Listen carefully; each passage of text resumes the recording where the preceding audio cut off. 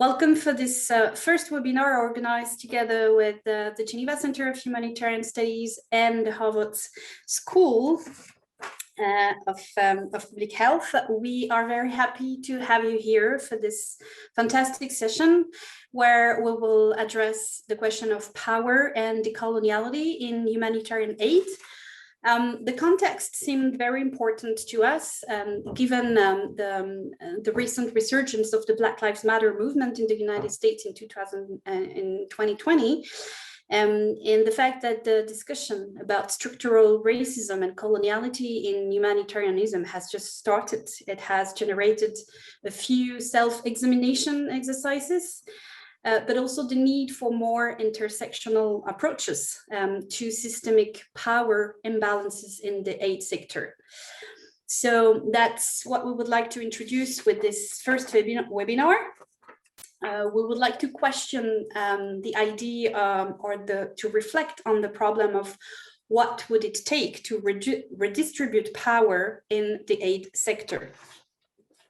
So with this first webinar, we would like to not only consider the sensitivity of the topic, because there is a lack of clarity on the scope and the definition of the issue, but we would also like to question the fact that decoloniality and focusing only on decoloniality erases other structural inequalities at work, such as racism, violence, the lack of cultural awareness, or the lack of diversity.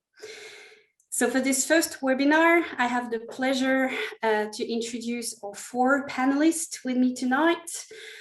We have Tammam Aloudat. Tammam is a Syrian physician and public health specialist.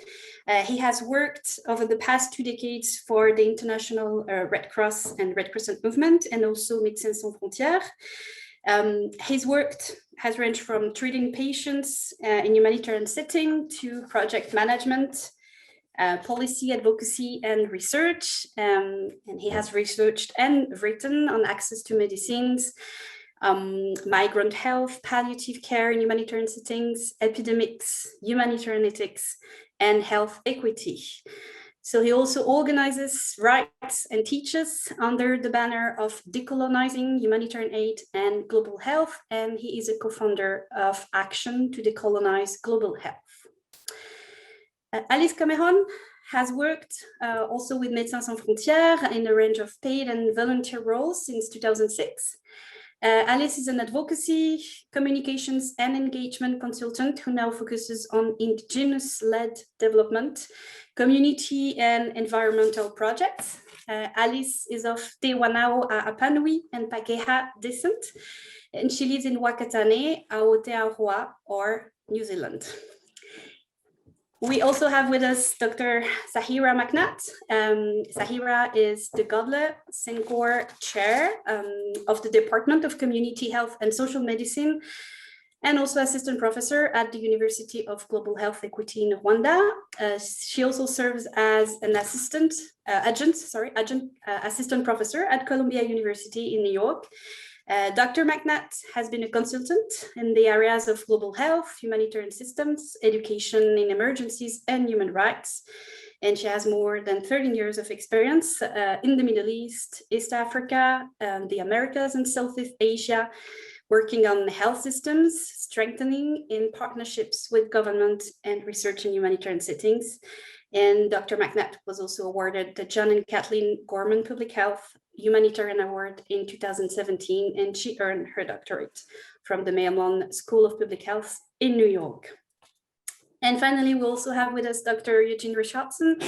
He's a physician, anthropologist, and an assistant professor of global health and social medicine at the Harvard Medical School. He previously served as the clinical lead for partners in health Ebola response in Kono district in Sierra Leone, where he continues to conduct research on the social epidemiology of Ebola virus disease and COVID-19. He has also worked as a clinical case management consultant for the WHO's Ebola response in Beni, Democratic Republic of the Congo, and more recently, he was seconded to the Africa CDC to join their COVID-19 response. And his overall focus is on biosocial approaches to epidemic disease prevention, containment, and treatment in sub-Saharan Africa.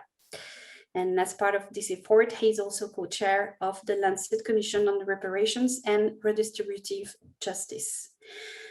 So again, welcome everyone. Given the high number of participants tonight, we have decided to extend our webinar until 9:30, so Central European time. So we will first take a few series of questions. So each panelist will answer a question. We will take about 40 minutes, and then we will take the rest of the session, so approximately 45 minutes, to take questions from the audience. So feel free to share your question in the chat room. We will take as many as we can to answer them in the Q&A session after the presentation from our 4 panelists. So we will start our first discussion with the first question for Dr. Eugene Richardson. I will change the screen and let you share your slides. So the questions we wanted to start with you, Dr. Richardson, was about your recent publication. So you published Epidemic Illusions on the Coloniality of Global Public Health at the MIT Press in 2020. How did you address coloniality theory in your book, and how did you explore structural violence by global health practitioners? All right, thanks so much for organizing this event, and thanks to my distinguished panelists. So yes, I will share a few slides in response to the question. And Xian, could you enable screen sharing for me, please?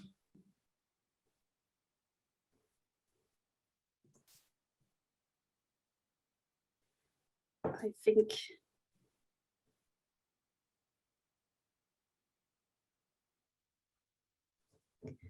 normally.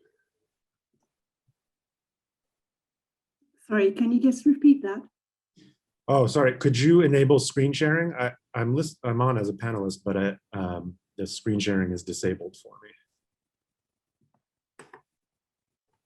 I think. Okay, there it is. Yeah. And away we go. Let's see. Okay, so yes, I'm just going to share briefly a quick synopsis of the book I wrote. It's called Epidemic Illusions on the Coloniality of Global Public Health. And the idea, it's pretty experimental in format, because I start from the notion that you know, it's hard to critique modernity using its terms of reference. And so it has a variety of approaches to try to deconstruct and expose the epistemic violence that I guess I've witnessed being committed in my role as a privileged person in the realm of global health praxis. And so this GIF here sums it up. You know, how do these Western centers of knowledge production, including those that you know, schools of public health or NGOs that conduct research, how do they obtain a monopoly on truth as opposed to just you know, exposing what is objective truth? And here's the cover of the book. Again, some more of the experimental approach. This is a play on Plato's cave. So the inheritance of Western philosophy essentially says that, you know, there is the allegory is that there is a cave and people are chained, and all they can see is the shadows of these images. But then the social philosopher or the epidemiologist or the social scientist or, you know, the NGO manager sneaks out and comes back and tells them, no, this is what things look like really in the world. This is what truth is. You've just been exposed to illusions. And so the book promotes the idea that, you know, when it comes to interpreting social phenomena, there are many ways to curate and interpret data and findings, ways that promote elite interests and ways that promote social justice. And so the better allegory is one of a warren, or where rabbits live, that there are pluriversal approaches to interpreting the phenomena around us. And again, my position is not as one to tell what the experience of epistemic violence is like, but what it's like to be on the side of committing it, since I've worked in the Western universities and at the UN and WHO and World Bank and MSF and Partners in Health and CDC and all of that. And I use the framework of coloniality, which was developed by South American theorists and can be described as the matrix of power relations that persistently manifest despite a former colony's achievement of nationhood, attempts to capture racial, political, economic, social, epistemological, linguistic, and gendered hierarchical orders imposed by European colonialism that transcended independence movements and continue to oppress in accordance with the needs of capital. Coloniality could also be described as the heterogeneous and multiple global structures that were put in place over a period of 450 years did not evaporate with independence movements. We continue to live under the same colonial power matrix. We moved from independence, essentially from a period of global colonialism to the current period of global coloniality.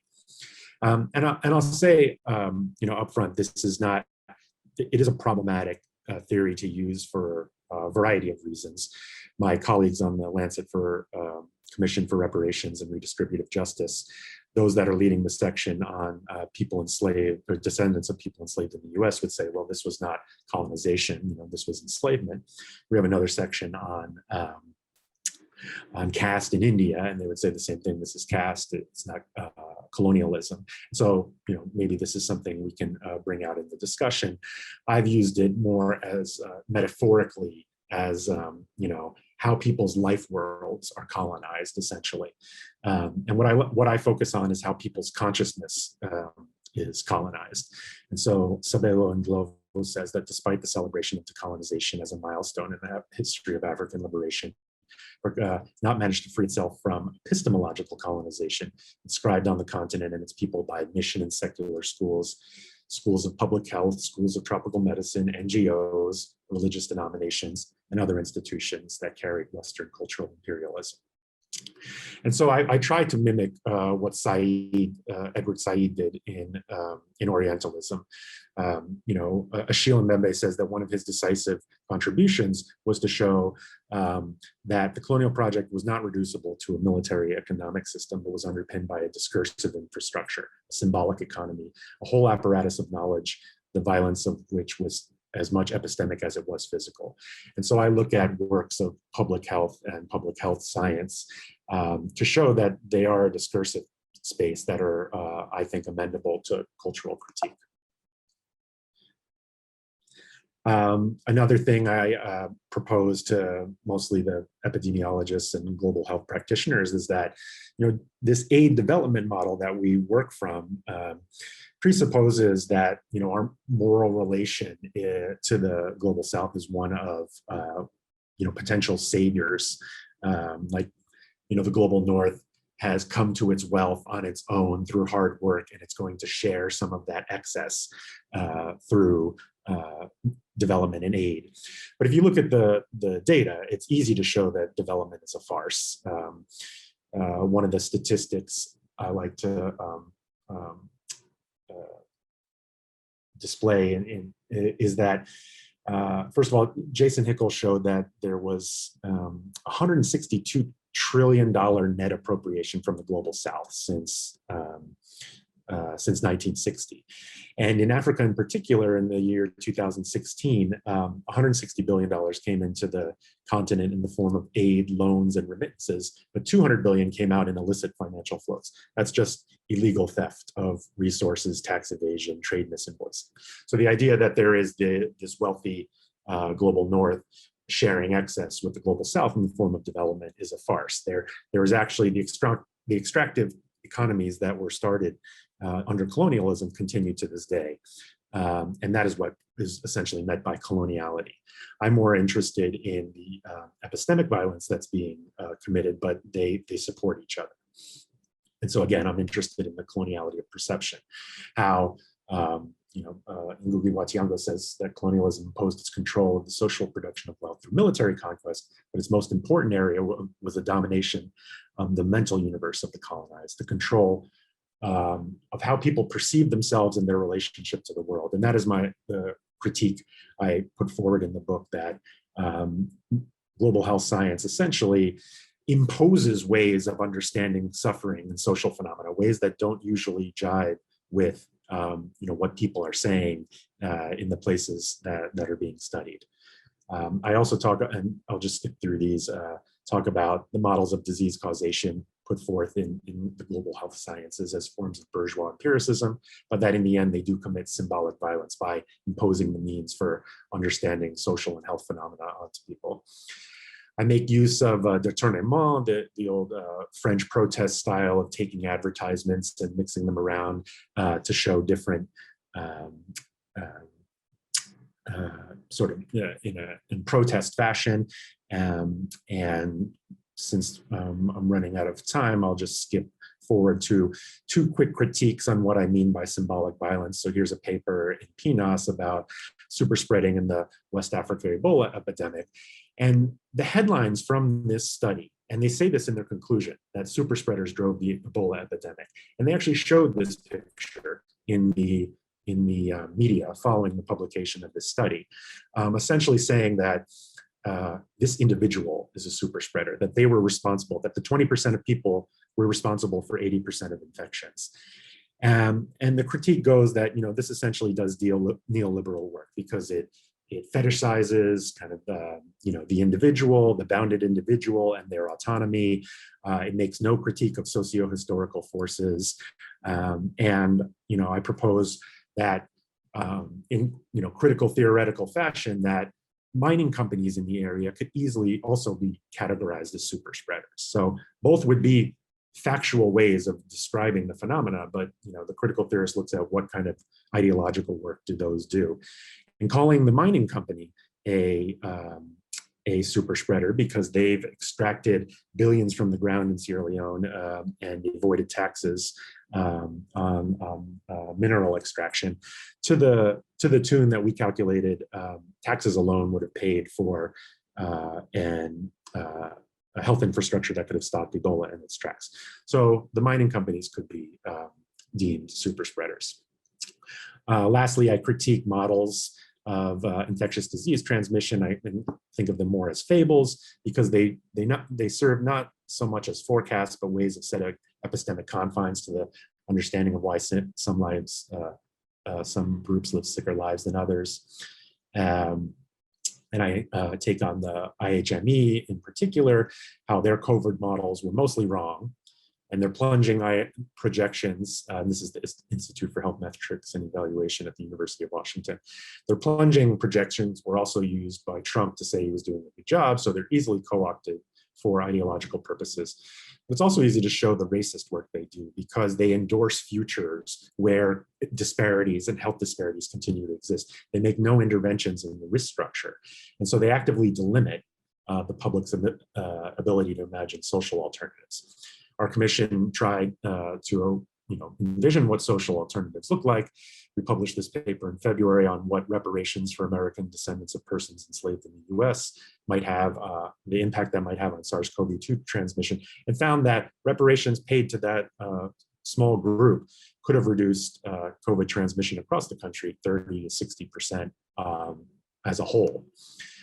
This was picked up in national news, and we have been receiving lots of hate mail ever since. And maybe the cultural wars that are precipitated by things like this, we can discuss in the discussion. But last slide, we can also trace human rights failings to the impoverished discursive infrastructure of objectivist epidemiology and global public health science, and therefore transform global health by transforming its reparations. So thank you very much. If there's any further discussion afterward, here's my email or my Twitter handle. Thank you very much, Eugene. So for those of you who have just joined us, we are going through a round of questions with all four panelists for more than about 30 minutes, and then we will take questions from the audience. We'll have a Q&A session for about 45 minutes. Don't hesitate to ask questions. Please use the chat room, and we will have a discussion with you and the panelists. So I will follow up on what Dr. Richardson just mentioned, the question of symbolic violence, considering decoloniality, decolonization also as a form of symbolic violence, systemic violence, or even a metaphor, as you mentioned. I would like to turn to Tammam and ask you more about that. This question of, should we consider decolonization as a metaphor or not? What is actually so unsettling about using the concept or the word decolonizing or decolonization? How could we address it differently? Thank you very much, Valerie, and thanks for the opportunity to speak and to be with the fellow panelists, and to see the incredible and many familiar faces or names on the attendance. You will notice that Eugene has very carefully and very convincingly argued for the coloniality of global public health, without mentioning the word decolonizing a single time. And this is, I believe, intentional. The issue, he argues, in addition to what he talked about, are interesting and valid. And I really, beyond what he described, there's a couple of very interesting parts of the book, including a conversation with Kwame Nkrumah, and a few parallels on Russian philosophy. But the fact is, we come, or at least I come, from a practitioner point of view where problems need solutions. So hence the coloniality requires decolonization almost by necessity. However, it is not that easy. And it has been argued. And one of the major arguments that have been made around it, and this is a paper published in 2012 that still survives today quite a bit, by Tuck and Yang, arguing that decolonization is a bad metaphor. It's a wrong metaphor. And their argument primarily goes that, decolonizing isn't a nice thing that you can dress up on any social justice issue you'd like to talk about. It's not what you do if you're talking about, racism or about better education or about any issue. Decolonizing is a very particular act that, and the unsettling effect of decolonizing in their own argument is that it requires the complete dismantling of colonialism. In the case of settler colonialism, where they both come from, it requires the repatriation of the land entirely. And that is not something you can metaphorize to use on a small scale or on a different issue, no matter how valuable it is. And they argue quite convincingly. But here I have struggled over the past couple of years in, on the one hand, accepting their argument as quite valid and legitimate, and on the other, struggling to accept its implication. And the next few minutes are just my incomplete or yet to be completed thought on that particular issue. And first thing is, Tuck and Yang talk very specifically about settler colonialist situations. They come from Canada and the United States, and we have several countries that are continuously and presently still settler colonialist communities, where the metaphorization of decolonizing is harmful and potentially allows for what they describe in their paper as this settler move to innocence. And I'll give you an example, because again, my practitioner mind finds that easier. A while ago, I was in a meeting hosted in Australia, and a very well-meaning white gentleman who hosted the meeting opened up by acknowledging that we are on stolen land, and that we acknowledge that this is a stolen land that we haven't taken any permission to use and continue to use nevertheless. He asked for permission from the elders who wouldn't be able to hear him. Probably they weren't on the conference we were in, and so on. So my first impression was, okay, this is new, to me at least. And it's interesting. There's an acknowledgement, an open acknowledgement of this stolen wealth, land, and life of the indigenous people. And then it started getting sour, more sour, the more I thought about it. Yes, this is, we just say this formula in the beginning of a meeting and then everything's fine. And this is the kind of problematic attitude that I believe Tak and Yang are talking about. However, I would argue that on the other hand, they are talking particularly about settler colonialist societies. And they talk about that very clearly. And this is one of the experiences of conquest and colonialism that have pervaded and still continues in countries like Canada, United States, Australia, New Zealand, and Israel, Palestine. And then, and that is a different experience from imperialism, which has not settled and has exploited and excavated countries. This is not the experience that has been lived by my part of the world in the Middle East, where we were under a legitimate legal mandate of the French after 400 years of the Ottomans that have entirely shaped the next 60 years of dictatorship by explicitly what the French did there. Neither is it they experience in Africa and India and in many other places. So, so what's the implication of that? Again, from a practitioner point of view who doesn't want to perpetuate the harms done by colonialism or the coloniality that continues in my daily work, the continuation is, okay, fine. We are not talking about metaphorizing just for sensationalization. But we are talking about a set of practices that are directly inherited from imperialism, that just like imperialism connects to establishing power. And yes, Dr. Richardson talked about this is different from pure capitalism, but colonialism and capitalism, as well as colonialism and racism and many other forms of discrimination are entangled in a way that cannot be untangled too simply.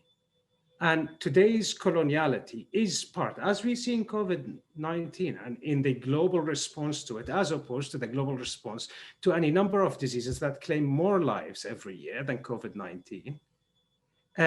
Not only did COVID-19 get more funding than most of those diseases would have gotten since they were discovered 100 years ago, drug-resistant TB as an example, but it immediately went from symbolizing the global solidarity into being an absolute evidence of the continuation of coloniality when the use of the technologies that were developed by this money is almost still completely exclusive to rich communities. So coloniality in a shape of domination of ex-colonial countries over their ex-subjects and people they plundered before continues.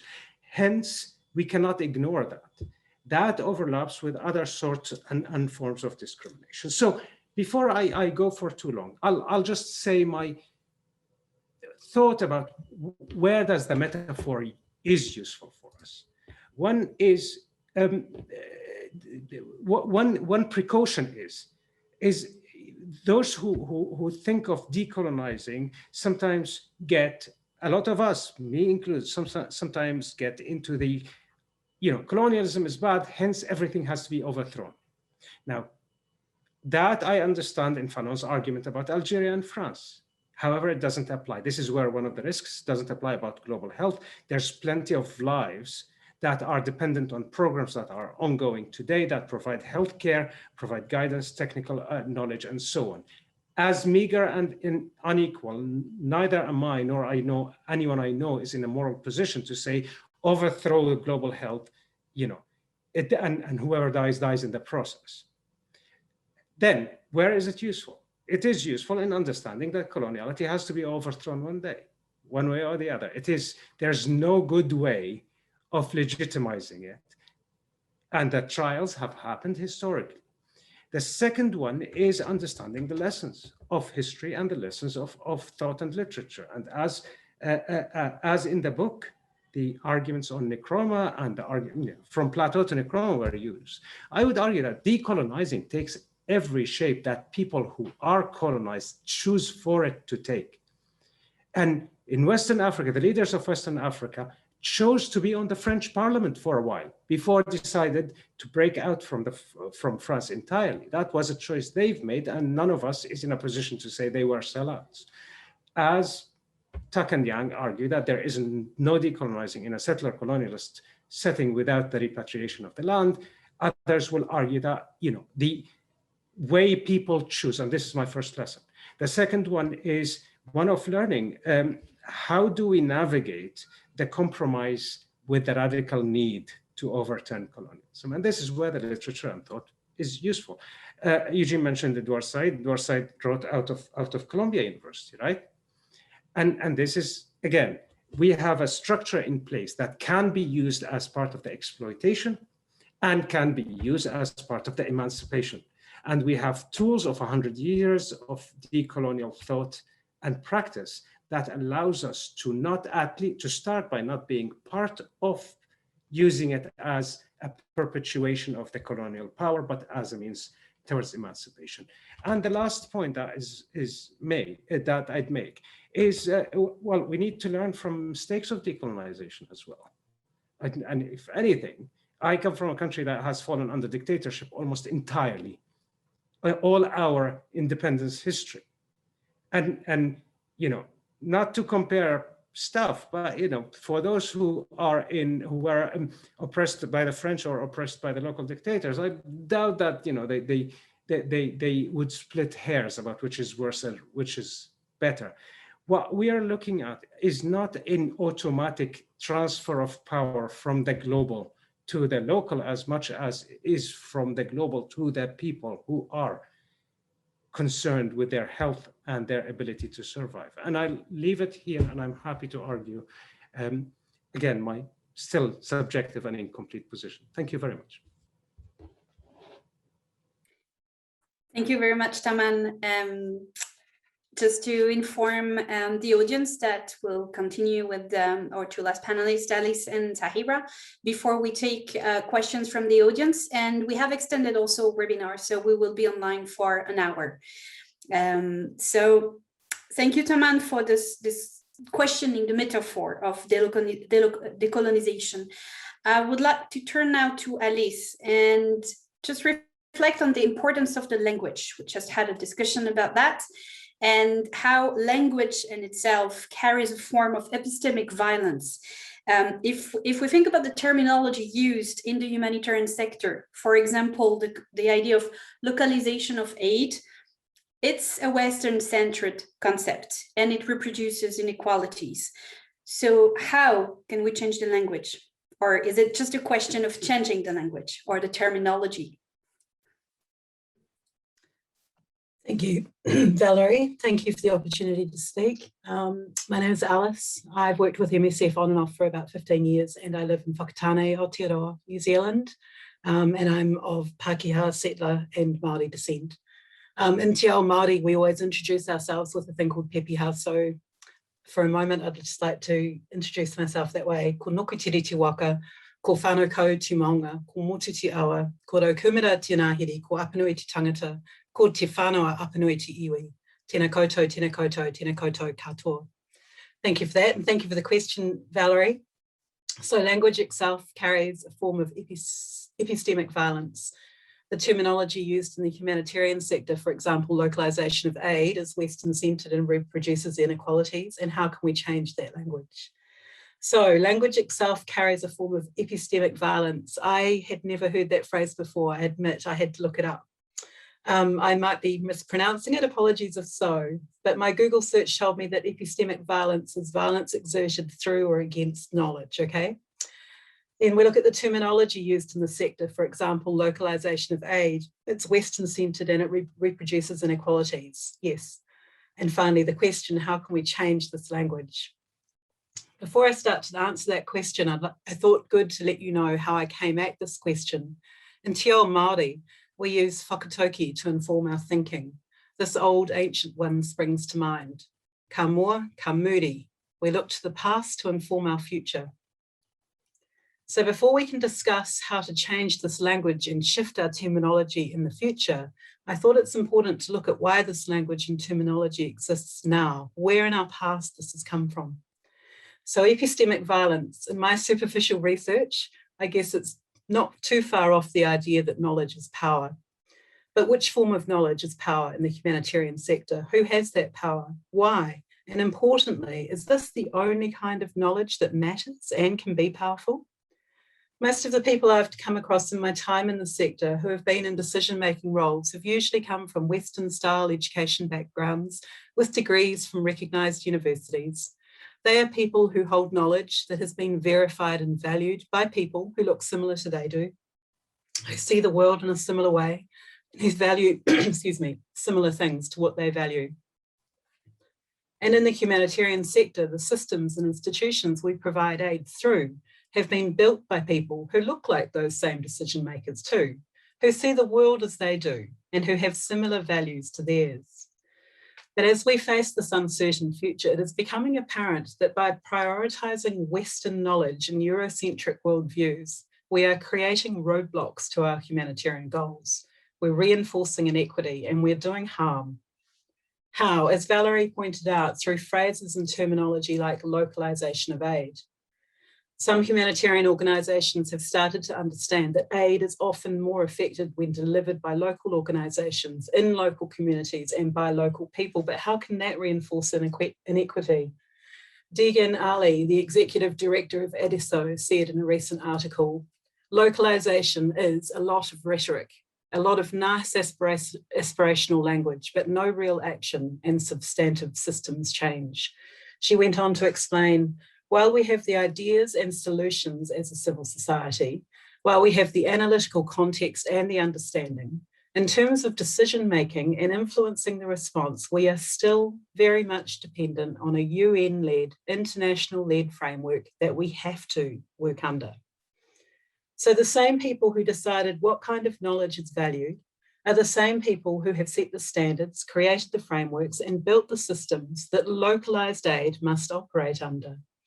We have created an industry that reinforces Eurocentric Western worldviews, even when localisation is the goal. So regardless of the race, ethnicity, or the personal worldview of an individual decision maker in any humanitarian organisation, that person has to work within the framework of the organisation. The criteria set within that framework that is almost always developed via a Western worldview becomes the deciding factor within which a local response must fit. If a local response is based on a non-Western worldview of a situation or based on knowledge that is not valued by the organisation, it will not get funded. And this is where the inequity occurs. Western worldviews are not the only worldviews. Eurocentric assessments of knowledge limited the systems and structures of the humanitarian sector that are built on those presumptions can be harmful, particularly when applied in non-Western environments. And omitting the other forms of knowledge are a huge missed opportunity. For example, here in Aotearoa, we have a concept called Maturanga Māori, Māori knowledge. It's a modern term that broadly includes traditions, values, concepts, philosophy, worldviews, and understanding derived from a uniquely Māori cultural point of view. It references not only what is known, but how it's known. Maturanga is a complex field that I have almost zero expertise in, but I do know its power and I know its importance. I have memories of my grandmother and great aunts trying to share some of it with me, even though I was way too young to understand what was going on at the time. But I have seen firsthand how Maturanga can and does serve our people, our environment, and its huge potential to bring solutions to the most complex challenges facing humanity. This melding together of the best of Western, or what is sometimes called white coat science and technology, with 1,000-year-old intergenerational knowledge is starting to be seen as the best hope for the future of this planet. While it has always been held with the utmost of respect within Te Ao Māori, Maturanga Māori is starting to be considered with the same level of reverence as Western knowledge in other parts of this country. This is very new and we have a long way to go. But some of our national systems, structures, and institutions are starting to understand that incorporating Mātauranga Māori creates unprecedented opportunity. So to your question of how to change this language, I believe we need fundamental, transformative change in order to make the sector better, stronger, and more relevant for what is likely to be an incredibly complex future. When this level of change occurs, our language will change too. In order to achieve that goal, I believe we need to decolonize. The humanitarian sector needs to address its own role in both the history and ongoing process of colonization and undo our part. Tinkering at the edges of our organisations won't be enough. We need to indigenize. Indigenous voices, worldviews and culture must be centred and prioritised on Indigenous land. And as individuals, organisation and as a sector as a whole, many of us live, work and study on stolen land. And we can no longer pretend that we don't know this or that we don't know this is causing harm. No more acknowledgement of country. Give the land back. We need to transfer the power. Decision-making must always lie with the community. I mean more than the nothing about us without us approach that seems to suggest a requirement for a presence in the decision-making room. Instead, I believe we should apply the approach that is being taken here in Aotearoa, where all decision-making about Māori is done by Māori for Māori. And we can adapt that to each context we operate in. And finally, on a personal level, I believe many of us in the humanitarian sector need to examine our own privilege and check our motivations. For such a long time, it has been all about the French doctors, the American logisticians, and the Kiwi midwives. But the time is coming to stand up, step aside, step back, get out of the shot, and pass the microphone to the people we're striving to assist. So yes, this is incredibly ambitious and difficult to imagine, and no, I don't have a plan for how this could be done. The change required is simply phenomenal. This has to be seen as nothing less than the most urgent, most challenging endeavour our sector now faces. I'm just going to share a slide, if I can, quickly. Oh, Sian, I wonder if I can have the slide sharing option.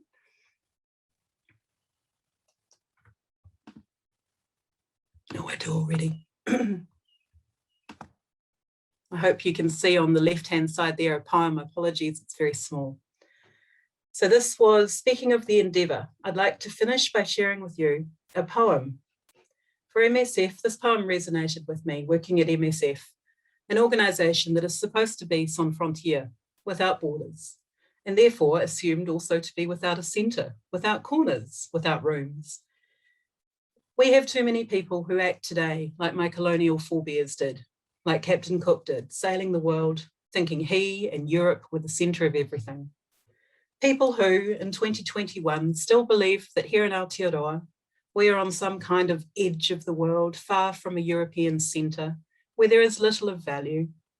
People who might speak French or German, but who know little of the languages of the local communities or the stolen land on which their families live, some of whom have been there for generations. This kind of thinking is not an MSF problem, but one is prevalent across the sector. But those of us who think like this need to leave our colonial worldviews in the past. Let those of us who understand that we are all just one node in a massive network chart the course for this next stage of the sector. If we work together, bringing ancient and modern intergenerational knowledge and worldviews into alignment with the best of Western knowledge and technology, we have the best hope of finding the solutions to the extreme challenges our world faces now and will face in the decades ahead. Nō reira, tēnā koutou, tēnā koutou, tēnā koutou katoa.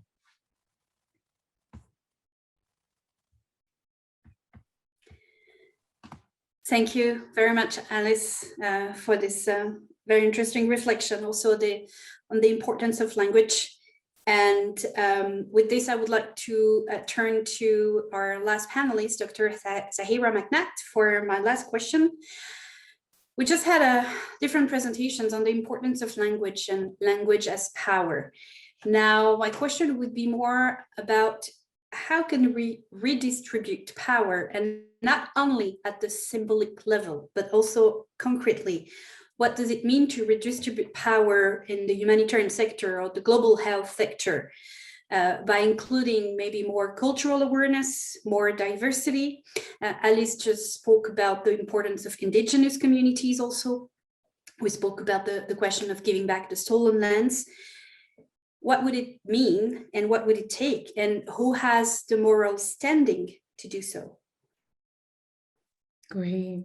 Thank you all so much. It's really nice to be with this esteemed group of guests and to engage in this kind of conversation, and also to see the level of interest from the audience with the questions coming in.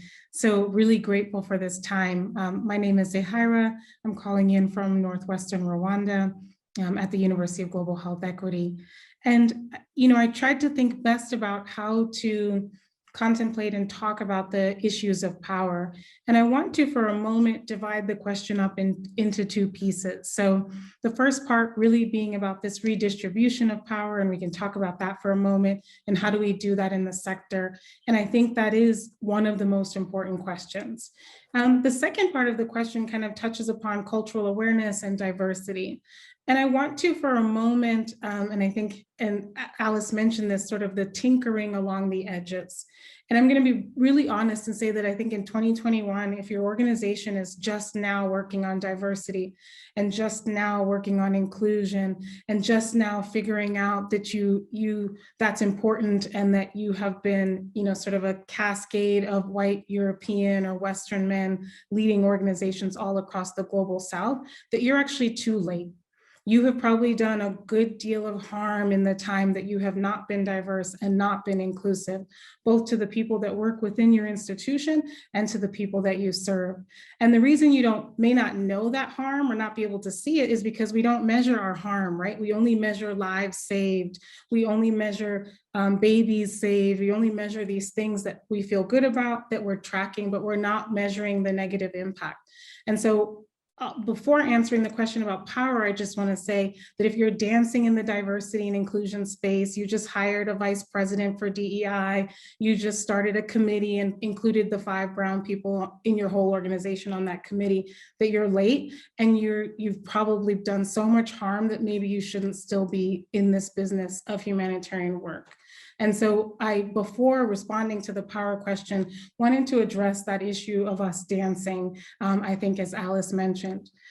So more to the first part of your question about how do we redistribute power, yes, that's what I'm most excited about talking about and want to talk about. And I think that there are many places we could spend time on, and I thought of focusing on just a few. So the one is around funding and financing. The second is really thinking about leadership and governance within the humanitarian sector.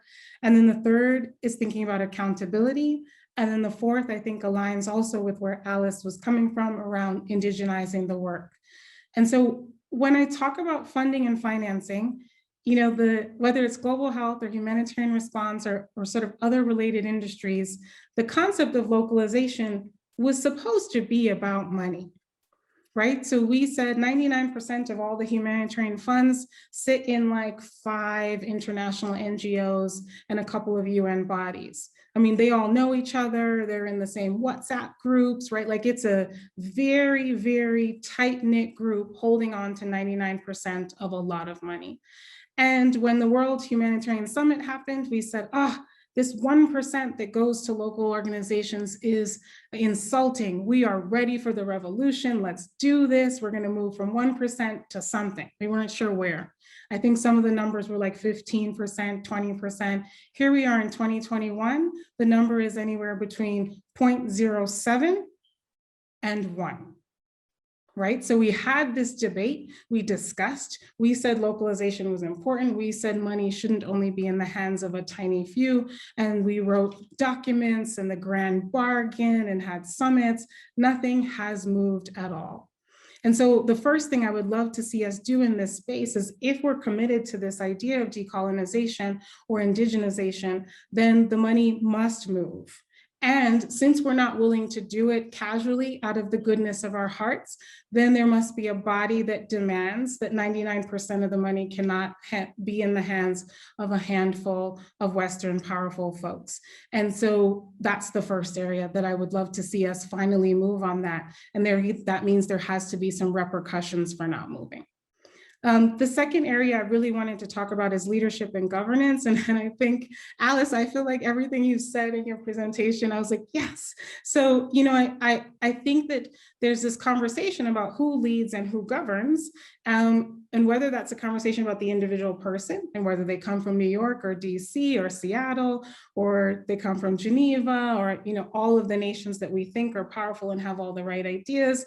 And so that's where everyone's coming from when they're leading and governing within the humanitarian sector. And that shift has to be different, right? The person who comes and becomes chief of party in Congo, who's been living in Congo for a year and a half, is leading people who have been living in Congo their entire lives and who have a deeper understanding of the complexities around what's happening. And so how do we talk about funding, but also leadership and governance shifts? I think every organization I've ever either been attached to, seconded to, related to in some way, the chief of party was always from the US, Canada, Europe, or Australia. And no one ever acted like that was strange or that needed to be talked about. It's just the norm. And so finance, leadership, and governance. The third area I wanted to talk about is in relationship to accountability, and particularly within this moment around Me Too within the humanitarian sector, whether it's the World Health Organization or Oxfam and the accusations of rape in the Congo and elsewhere, in Haiti and elsewhere. And the accountability within this system is so little.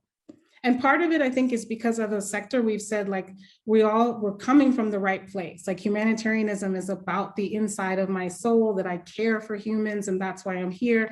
So no, we're not going to do things that are wrong. No, we're not going to make these kinds of horrible moral decisions and mistakes and otherwise. And yet they continue to happen, and we don't get held responsible or accountable for any of it, whether it's individual engagements within you know, sort of sexual assault and one-on-one experiences, or their large-scale institutional discussions and disenfranchisement that happens. And so how do we get held accountable? And the humanitarian sector can't hold itself accountable, right? It's like asking the police in the United States to hold themselves accountable. Like, those things are not possible. And so if funding is an issue, who holds us to the fire for changing that? If leadership and governance is an issue, who holds us to the fire for that? And if accountability for one-on-one instances or for institutional structural violence is important, then how do we get held accountable for that? And I think the last thing I wanted to just mention was around this concept of indigenizing. I mean, it's so interesting to think about who knows what the right thing to do is in the middle of a crisis. I'm sitting in northern Rwanda. As many of you know, one of the volcanoes in the eastern DRC just erupted several days ago. Who knows what to do for the people who live right around that volcano?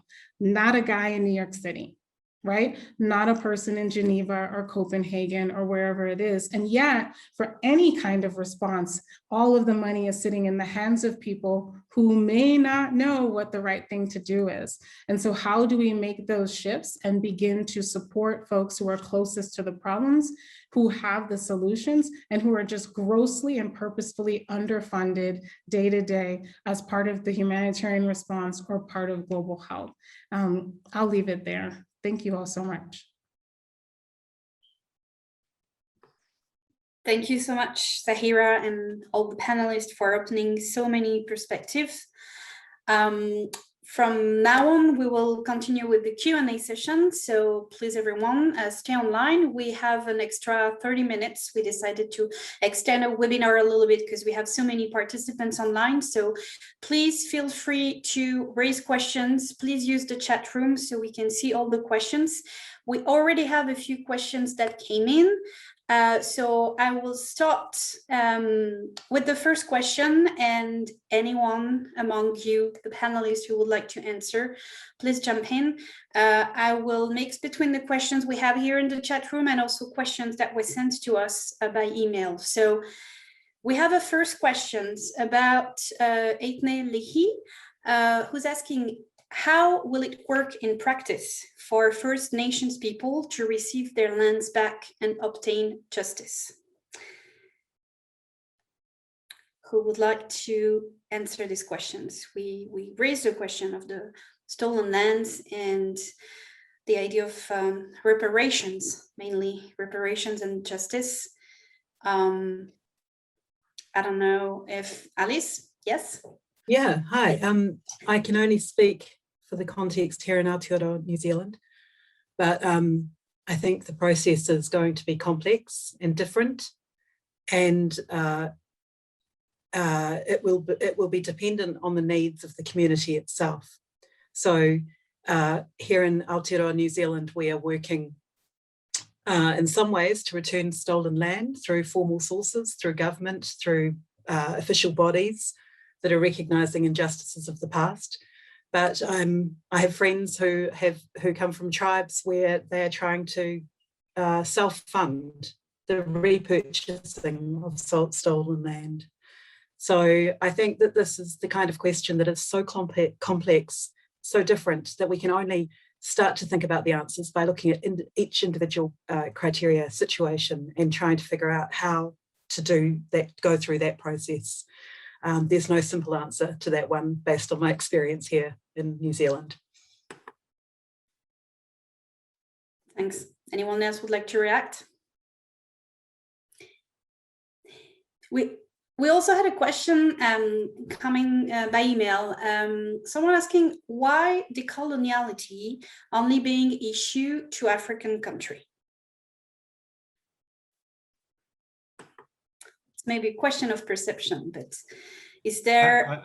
It isn't. It Okay. simply isn't. Decoloniality is an issue for the whole of the sector. The thing is, at least in the current experience, this conversation is still emerging. It's still, and by its nature, it doesn't have a representation that is singular, nor should it. There are different ideas, different positions, and different places where it can be obtained. But decolonialization is much more alive and interesting than one would think before starting to dig into it. And what's interesting is that it's coming in the humanitarian sector. It's being theorized and argued and debated more by national staff who have not had voices in their organizations than by the headquarters of those organizations who, Dr. Zahirah, as you said, they are still tinkering, dancing, and doing all that. There's a much more lively discussion that is happening where decolonizing should happen than I think any of us is even capable of representing in any comprehensive way. But there's also a sort of, I find it very interesting that the answer Alice gave on repatriation of the land and the decolonizing of, I don't know that the humanitarian sector is going to be the fundamental element of repatriating the land or ending neocolonialism. But what we can do, at least as a start, is stop behaving as if we are, the appreciative conduits of Western generosity towards, the poor and affected and disenfranchised. We do that. We participate into that narrative. Even if we don't do it, we accepted that the discussion about, the grand bargain and the 2015 conference. I sat in one of the preparatory panels where many people from national and local organizations sat there, invited, flown to Geneva, then told that they will never have more than a couple of minutes in the conference in Turkey because there are too many of you. No one argued that one of the heads of Western or UN agencies or one of the large organizations should have less than 2 minutes. So of course not. But people were saying black and white, not unambiguously, there's plenty of you. Be thankful that we paid for a flight ticket. You will get 30 seconds in a side event to speak about it. So that is a good start. So it was sort of obvious that this whole localization isn't going to be serious if we're starting to not hear people in the preparatory meetings. So, not a massive shock that not much has moved now. But if we look at the current crisis from Haiti earthquake to today, and the discourse about the charity that is being done is almost laughable. The Lancet published about West Africa's Ebola being almost a direct consequence of the structural changes of WMF, which is a colonial instrument and a capitalist instrument. Haiti couldn't respond to an earthquake like Japan did because Haiti has been exploited for 150 years, paying reparation for their own emancipation from slavery. Charity isn't charity. Charity is probably a humble and first step in the reparations that should continue to be paid for people for the position they are in as a result. That shift in the concept of humanitarianism, this is not a charity, this is start of reparations, might actually change the conversation quite significantly. Yeah, I agreed on that. And I think on the question of reparations, we have an interesting question, an example raised by someone who grew up in Bulgaria and who was wondering if there are similar precedents globally. So this person is asking that he grew up in Bulgaria, and in post-1989, the country engaged in the process of restitution of property that was nationalized by the communist government after 1944. And it has been a difficult, fraught with problem, often corrupt process, but the results have been that many families received back property that was taken away from their great or grandparents. And this person is wondering if any of this has been studied and some of the learnings can be applied globally or in the US. A problem with this was that it potentially perpetuated the inequalities of the pre-communist years, but it has also helped many families. And ultimately, it was one way to repair something that was wrong. A reaction on that. The idea of the problem also of corruption, and what does it mean when we restitute, politics of restitution. Perhaps, Eugene, I think also if you'd like to link it with the work you're doing with the Lancet Commission.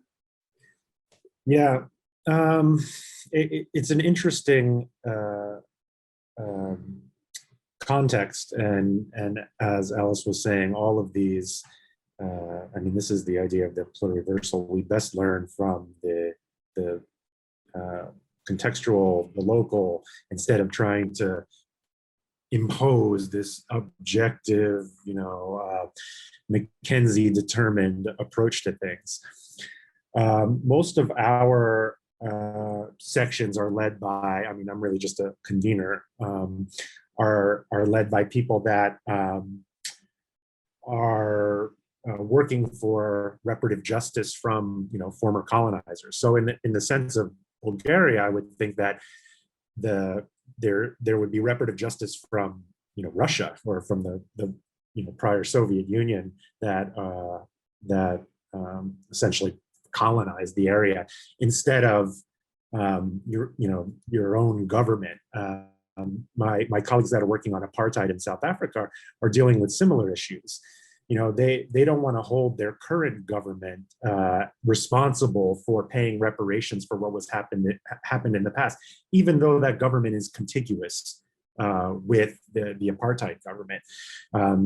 They'd like to find ways of repairing the past that don't go that route, and so they're looking at things like land reform, which would be taking land back from white farmers that have stolen it and redistributing amongst Black citizens. So, I mean, the only thing I could add to what you've said about Bulgaria is that it doesn't just stop at what the current denomination or nation state looks like. These claims reach back in time, and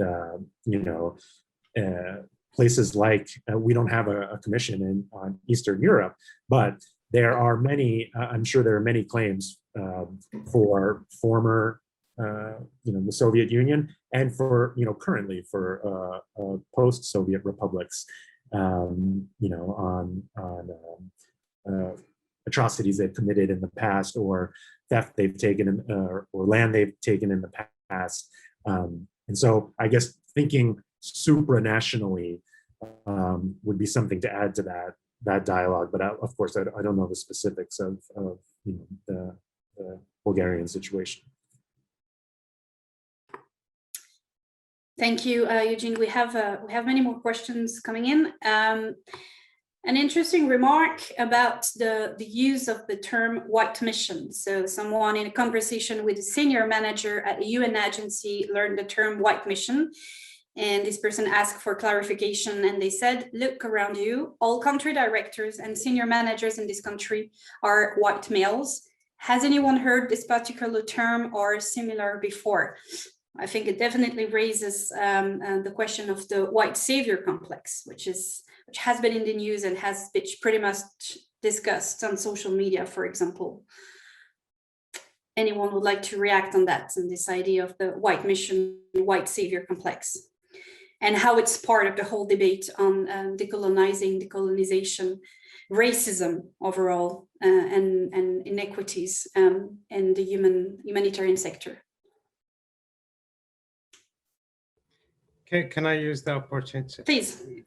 Yes, there are white missions, de facto or by design, and it has been the norm until more and more people of color have become part of the ranks of the expatriated, this refined class in the humanitarian sector.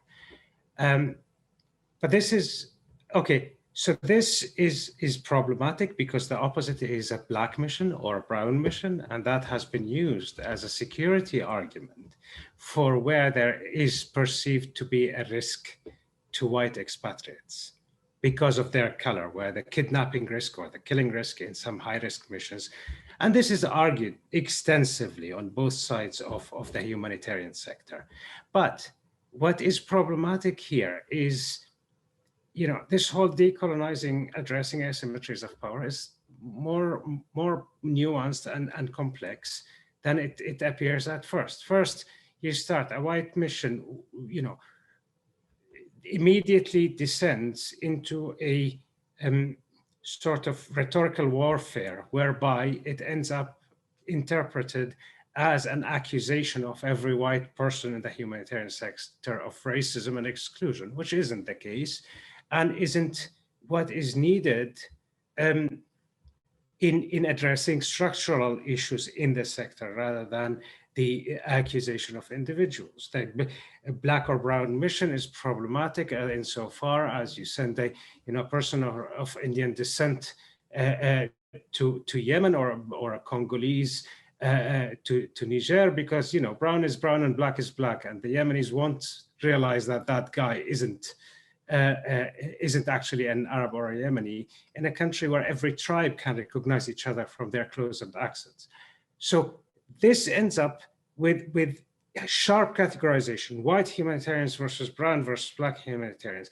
And this is problematic in terms of excluding the possible alliances that are intersectional across people in the humanitarian sector.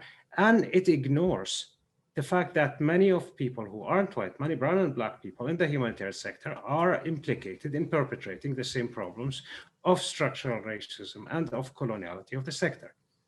And here I'm talking, someone like me, I've been 20 years in the sector and I've started being vocal about it and conscientious about it only recently.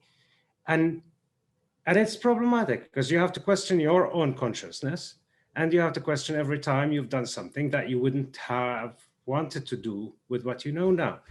But this is part of coloniality. It co-opts people against their own self and their own interest. And it's funny because it's known and we haven't recognized it. And for the fun of it, whoever feels like going and rereading George Orwell's Burmese Days, think about the European club and how much it resembles an expat's house in almost any field location. And think about, Flory, who is the white English guy who's, in a privilege enough to criticize the British, and Dr. Veeraswamy, the brown Indian guy who has no recourse to improving his own situation, than to praise the colonialism. And think of how many of us are one or the other.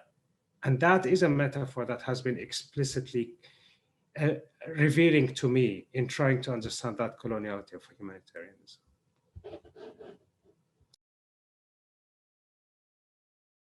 Alice, you also wanted to react on that?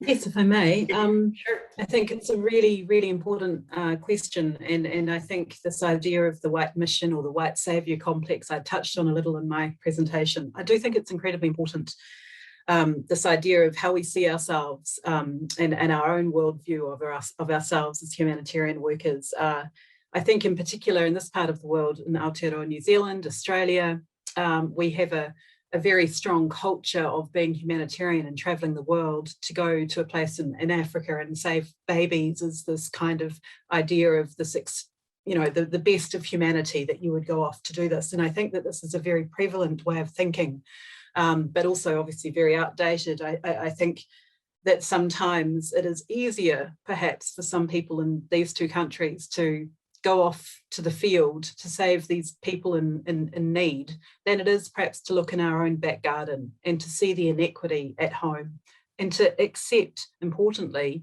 our role in that as settlers, as people who have benefited through colonialism, can't even say it. So I think that is why it's incredibly important that we include that assessment of our motives and checking our privilege in the reconsideration of our role as international field workers in the humanitarian sector. Because ultimately, I don't really think it matters when you get to the field whether you have an all-white mission, and I've visited actually both the ones I saw were exactly like that. It doesn't really matter what colour skin people have, because at the end of the day, if the structures and systems and processes of organisations like MSF or whichever humanitarian organisation you're with, if those systems and structures uphold the white supremacist, the Eurocentric worldview, if they only value one kind of knowledge, you're going to get the same outcome anyway, regardless of which individuals are in charge and making the decisions on the day. So I think that's a really critical question, and thank you for the chance to respond. Thank you. Still many questions coming in. We have a question from Rachel Kiddle-Monroe for Zahirah and Alice. Thank you so much for your clarity and getting straight to the point. This is what we need to hear, and I agree with all you have said. Could the more constructive language of indigenizing be an alternative to the negative language of decolonizing? So, Zahirah. Sure. Yeah. Thanks so much for the comment and the question. I mean, I think, there are times when I spend a lot of time thinking about the language of decolonization or indigenization, and I think both are important. I do think talking about Indigenous knowledge and Indigenous expertise allows us to kind of reframe, and I think Alice has talked about this in maybe an email chain we were all on, in thinking about how you change power structures just by switching that language. So I do think there's power behind thinking more about Indigenous control over your own resources, over your own responses, over your own actions. So there are times when I spend time thinking about that and language and terminology. And then there are other times when, to be honest, I put aside the language and the terminology and just say, can we start doing things? And so this conversation, I think, with all of us on the panel has been really interesting, because both the language and the way that we think and understanding our own positions and our own biases, all of that is important. But I think the danger in the decolonizing conversation that's happening kind of globally, as we all have, to be honest, this might be like my 5th or 6th webinar on this concept, right? Everyone's talking about it and saying, like, let's prioritize it in some way. And the danger is that we just spend time theorizing. And so I think that language is important, but I'd love to spend more time on what does it look like to either indigenize or decolonize or any other terminology we'd like to use. And some of that starts with, I think, perhaps where Eugene started around kind of the admission of guilt within the system and the structure. So now if we all confess that we're guilty, come to terms with that, get over kind of our feelings, and then figure out how do we move forward. I love the conversation about reparations. And it's not just reparations at national levels from one nation to another, but it's reparations at an institutional level. What do you do as MSF? Or as IRC, or as the Norwegian Refugee Council, or as the Danish Refugee Council or Commission? What do you do as an institution to have reparations for damage that you've done? And you have to, if you first start out with admission of guilt, whatever institution you're in, Oxfam, WHO, UNHCR, we all just have to say, yes, we have made mistakes in this work that make us guilty. What does it look like to pay reparations to the communities that we've damaged as a result of our behavior and of the power structures we've crafted? And I think once our minds are in that fashion, then there are all sorts of solutions and policies come out. And if I'm super honest, I don't actually think it's that difficult. I think the reason we spend so much time in the debate space is because we know what it looks like and we're afraid. And those of us who are afraid are the people who have the power in the humanitarian sector already. And we're like, oh, if we do the right thing, it might mean resign from your job. If I do the right thing, it might mean, replace the entire C-suite. If I do the right thing, it might mean this institution shouldn't even exist anymore. Right? And so that makes us so afraid that we're willing to spend the next 10 years talking about how to decolonize as though it is super complex and really difficult to do. And I actually don't think it is. I think we have to get over our fear that we may not be as significant as we think we are anymore in the humanitarian sector. And so maybe when a volcano erupts in the Congo, then the response is Congolese and Rwandan. Maybe when there's a flood and an earthquake in the Dominican Republic, the response is from the Dominican Republic. And when international parties say, oh, I want to play a role too, I want to be helpful, of course, we are humans and that's what we should do. But how do I help without stepping in to usurp all of your power? So I think we know how to do it. I think that we're afraid because it means we might have to get new jobs. Yeah. Thank you, Zahirah. And there's also a conversation in the chat room talking about the people who speak out and raise these issues, then they don't get advance in their career, which is absolutely related to what you just mentioned, Zahirah. Eugene, please. Very quickly, just to add to the example of the volcano eruption being led by local people, having worked in North Kivu last year and seeing that it's probably one of the richest places I've ever been as far as what's under the ground, gold, cobalt, diamonds, and none of that wealth is there you can trace how it's been extracted over the past 100 years. That reparations also is that, material payback from Belgium, the United States, so that the resources would be there. I mean, I often say we wouldn't be even having any of these conversations if that reparative justice took place, because the resources that exist there would be, of use to the people that are putting action in place. So I just wanted to add that small bit. Thank you. Perhaps to just follow up on what Zahirah mentioned, and the problem is that we should prioritize, and at the same time we keep theorizing instead of moving on. There's a question about, do you see any progress in the way humanitarian organizations operate over the past decades? Do you have any practical, constructive insights to address the problems that you identify, perhaps policy suggestions? Any reactions to that? So it definitely relates to some of the points you raised, Zahirah, in terms of funding, leadership, governance, accountability. Those are ways to, start moving on and maybe keep the theory in one part of the debate and also propose concrete actions. Sure.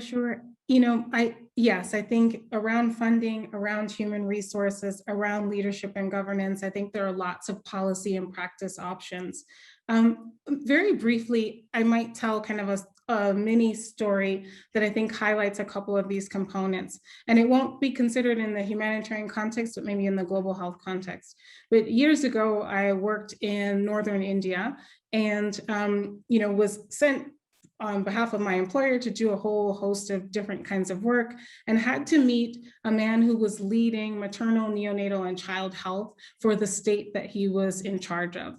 And in the midst of that conversation, and I've told this story a couple of different ways, but in the midst of that conversation, a few minutes in with questions around general things about maternal health in the country or in that state, general issues around child health, things that the state is doing to respond, how they feel about the impact of their work, that person pauses and interrupts me and says, thanks for your time. I get that you think I'm the person who has this expertise and that knows this information because my title is X of MNCH for this state, but I actually don't. I don't know this information. I don't have any power or authority on what happens in maternal, neonatal, and child health in this state. I wish I did, but I can't really help you. And when I ask, I don't understand, maybe I scheduled a meeting with the wrong person, he says, no, I am the right person. I just don't know these things. Who you should talk to is Japaigo. And so here is a man who's leading this kind of work for his state. And what he's saying is, you should talk to an NGO that's tied to a university in Maryland in the United States who will know more about what's happening here and can tell you about how the money is being spent and what projects are being implemented. And as we got further into the conversation, he said, of course I feel bad about that, but I don't have the funding that NGO has. I also don't have the staff that NGO has. I also, don't have, look at my workspace, and I was sitting in his office and the walls, were crumbling and it was really dark and it was wet inside and it was cold. He's like, this is my work environment. Go look at the work environment for the NGOs that support or support, he was quite frustrated, support our government body. And so this isn't to call out that one institution, but to say in general, our institutions are building parallel structures. We're hiring the best and the brightest and then stealing them and then paying them 4 times more money. So they're not even part of the systems and the structures within their home country where they could be contributing to sustainable development over time. And so how is it that within this work, all of the money can go to an international NGO based in the US, when the gentleman who's in charge of this for his whole state is underfunded. And so when I think about policy, I think about money, I think about human resources, I think about reparative justice, and I think all of those things are quite feasible. Yes, Tammam, please.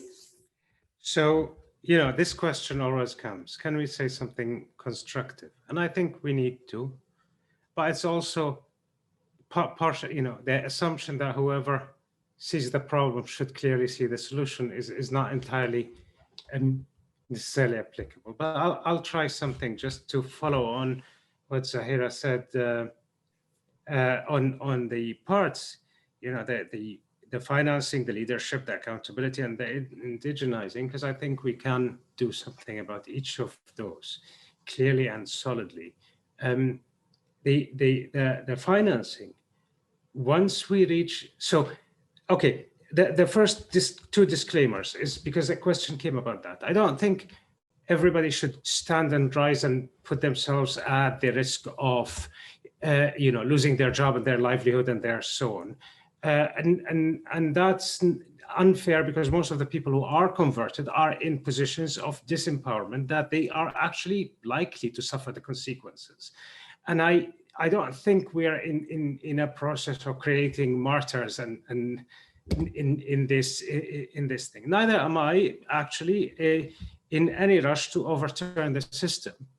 Because if anything, my organization, MSF, treats 12 million patients a year, and I'm not in no position to say, neither do I think it's appropriate to say, okay, I'll have the magic wand and disappear the system. And, again, whoever dies in the process dies, because there needs to be a transition where we guarantee the continuation and improvement of existing healthcare that will not be replaced immediately. So The role, hence, is one of transformation of everybody. And the transformation starts with the organizations that are receiving funding. And everybody alone will never challenge their funders, who are explicitly colonialist. The British government minister has said multiple times when she was in DFID and now that we shouldn't give money unless it gives us benefit. That's on the record. No one challenges them because everybody is afraid for their funding, and never have the charities of the UK come together and said, look, we will all refuse to take money off you, or we will challenge your funding if you don't stop using it as a lever for foreign policy. On leadership and governance, what pains me is we end up celebrating brightly when a person of color or a person from the global south gets a position as a CEO or a ESM, which is a good thing, but it doesn't solve the problem because no one is hiring people with the indigenous thought and practice and so on. People are hiring brown and black people who are fully assimilated and capable of acting quite similar to their predecessors. I would borrow from the labor movement in Germany. In Germany, unlike the West, every company that has more than 2,500 employees has to have 50% of their board elected from the labor. Why not elect people on our boards from the people that we serve? This is accountability. I don't want to be accountable to DFID or USAID or anyone else. I want to be accountable to the people. We talk about accountability to beneficiaries. We have historical examples where that can happen. And the last thing is indigenizing. We have 20 years before the climate crisis results in a humanitarian situation that is going to be impossible for the current system to address. Neither ICRC nor MSF nor anyone else is going to be able to plant enough hospitals around the globe to address the humanitarian consequences of climate crisis. The only thing we can do is do everything in our power to help local communities be prepared for that eventuality. It's not only about, tackling it from the surface. Let's reduce our own footprint. Absolutely, we should. The carbon footprint and so on. But we have a scramble for a crisis that we cannot resolve under any circumstance without full engagement and leadership and guidance by the communities that will be more affected. So indigenization, when you put it with climate crisis, stops becoming a luxury of niceness and so on. It becomes an imperative without which no humanitarianism will survive 10 years from now, let alone into the far future. Thank you. We have a few minutes remaining. We probably won't be able to take all the questions, but please keep in mind that we will have 2 other webinars and we will continue to discuss the question of redistribution of power, and we will definitely take some of your questions to also frame our next webinars, probably because it was a reaction to some of the examples you mentioned, Zahirah. Someone said that the person feels like this discussion is overlooking the complexity of conflict and the role of humanitarian aid within that.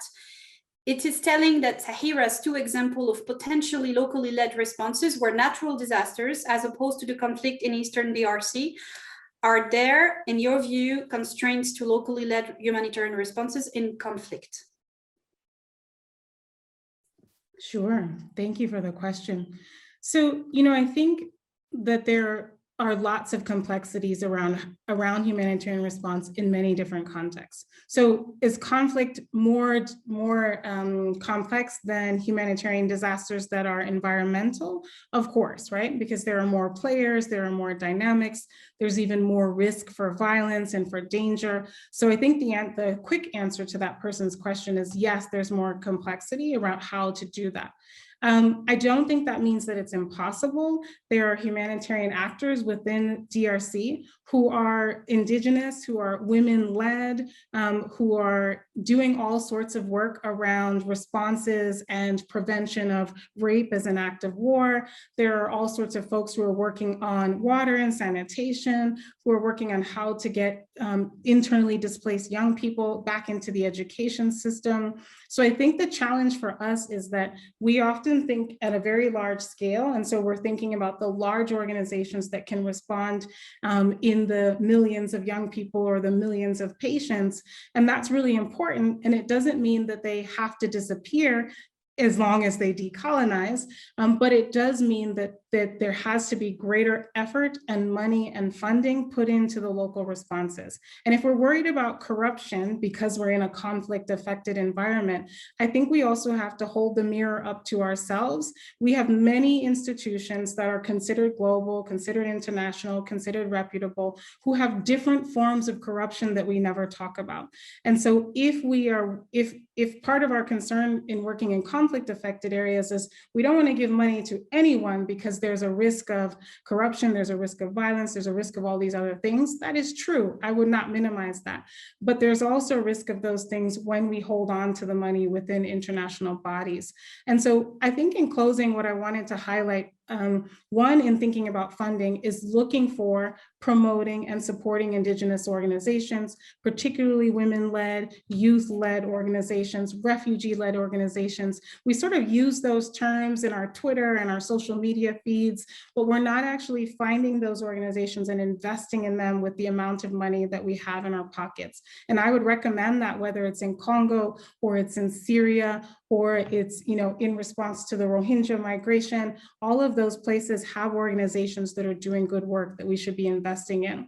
I think the other thing I might just say in closing to the audience, I'm excited for the future panels because I think one of the voices that is missing from this panel that we've talked a lot about when we were establishing this are the voice of local actors, because I think they can tell us even more directly what the answers look like, and they'll tell us that we're dancing around it as well. And so it'll be great to see some of those direct conversations. And then finally, I would just say that as you're thinking about how you're personally shifting in this conversation about decolonization or indigenization, I would recommend something I'm trying to do in my own life is practice decolonization in every other aspect of your life. Because I think if you're doing it in your home, and if you're doing it in your workplace, and you're doing it at school, and you're doing it with your family, you're decolonizing the way you think about what's happening in different parts of the globe. If you're doing that in practice in your own life, it'll be easier for you to see the answer in the humanitarian sector as part of your workplace. Thanks so much for the question. Thank you very much, everyone. We'll keep, as Zahirah said, we probably will organize our next webinar with activists and people on the ground involving Southern actors and organizations. Please be in touch to have our next webinar date.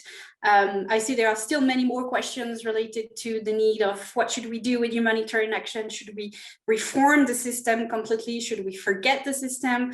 Should we also think about re-evaluating, reassessing human rights in their core? Where should we prioritize in terms of the different, aspects, different approaches, different perspectives that you raised? So we'll continue this conversation. There's so many things happening online. This is really interesting to read you all. Thank you so much for your questions.